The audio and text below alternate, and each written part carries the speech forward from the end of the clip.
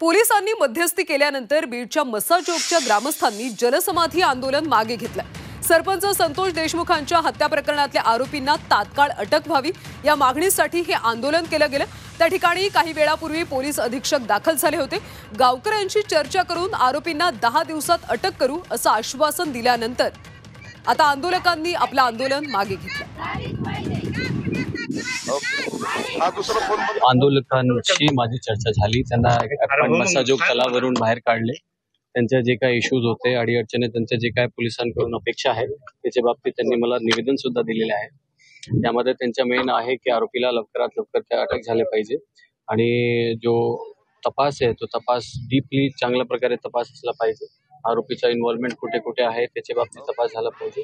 डिटेलमध्ये चर्चा झाली। महिला मंडळीशी सोबत चर्चा केलेली आहे, पुरुष मंडळी सोबत चर्चा केलेली आहे आणि नक्की आपला बीड पोलीस तर्फे आमच्या जो एफर्ट्स आहे ते पूर्णपणे 100% एफर्ट चालू आहे। त्याच्यामध्ये जो बाकी उरलेले 3 आरोपी आहेत त्यांना लवकरात लवकर अटक होईल आणि त्याच्यामध्ये आपला जो तपास आहे ते आपण प्रामाणिकपणे करू।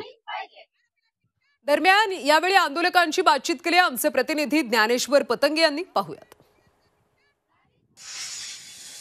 पोलिसांच्या मध्यस्थीनंतर मस्सा चौकच्या गावकऱ्यांचं हे आंदोलन मागे घेण्यात आलं। आपल्यावर ह्या सगळ्या आंदोलक महिला आहेत त्या खूप आक्रमक आहेत। मला तुम्ही सांगा, जवळपास 2 तास आंदोलन चाललं, पोलिसांनी तुम्हाला काय आश्वासन दिलं? काय देतात आश्वासन? आम्हाला येतात, भेटून जातात, आश्वासन काही नाही देत आम्हाला। 10 दिवस द्या, 2 दिवस द्या, स्वतःहून ते आरोपी त्यांच्या स्वाधीन होते।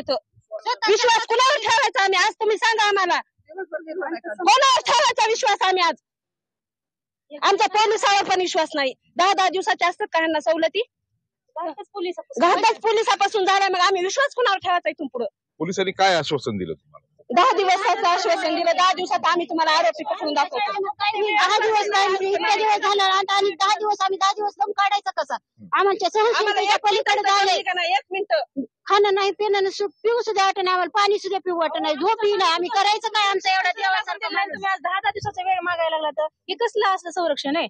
काय करत आज 26-25 दिवस झाला ना आज तुम्ही आज काय करता? काय करत पोलीस लोक? काय करत CID वाले?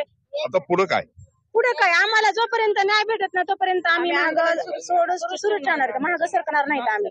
आज तर तुम्ही आंदोलन पाठी घेतलं नाही, आज आम्ही 10 दिवसाची वेळ दिली ना त्यांना, दिली हे मान्य केले आम्ही। पण 10 दिवसाच्या नंतर जर त्यांनी नाही आम्हाला काही आरोपी सापडून दिले तर आम्ही आणखीन ह्या तलावामध्ये येऊन लहान लेकरांसकट बसणार आहे।